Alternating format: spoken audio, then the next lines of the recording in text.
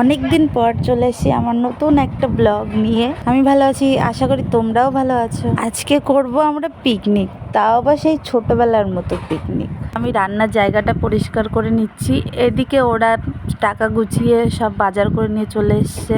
এই যে আমার গুণধারী বোন ফুটি কিনে খেয়েছে, তাও আবার পিকনিকের টাকা দিয়ে। যেহেতু বললাম ছোটবেলার পিকনিক, তার জন্য সবার বাড়ি থেকে আলু, লঙ্কা, পেঁয়াজ সব দেওয়া হয়েছে। বাজারে গেছিলাম, বাজার থেকে বাড়ি এসে দেখি আলুর দম হয়ে গেছে, এদিকে লুচি বানানো হচ্ছে।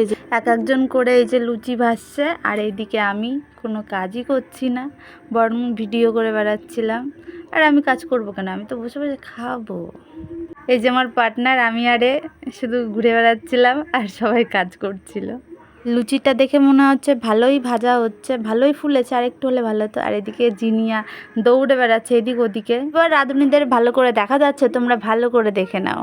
আর এই যে আরও দুটো পার্টনার ভালো করে কাজ করছে, সরি তিনজন। আর এই যে দেখো, লাইট ছিল না তখন, লাইটের ব্যবস্থা করা হয়েছে। এই যে লাইট চালিয়ে এবার লুচি ভাজছে, তো লুচিটা বেশ ভালোই ফুলেছে।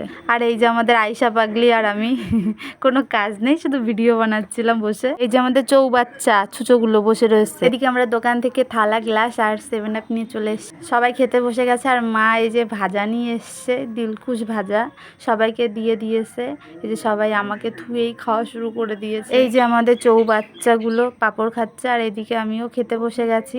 খাওয়া শেষ করে আমরা সবাই এক জায়গায় বসে আবার 7 আপ পার্টি শুরু করে দিয়েছি। সবাইকে সমানভাবে ভাগ করে দিয়েছি, যাতে যেন ঝগড়া না হয়। আর আমাদের ব্লগ এইটুকুই ছিল। ভালো লাগলে শেয়ার, কমেন্ট, লাইক অবশ্যই করে দিও।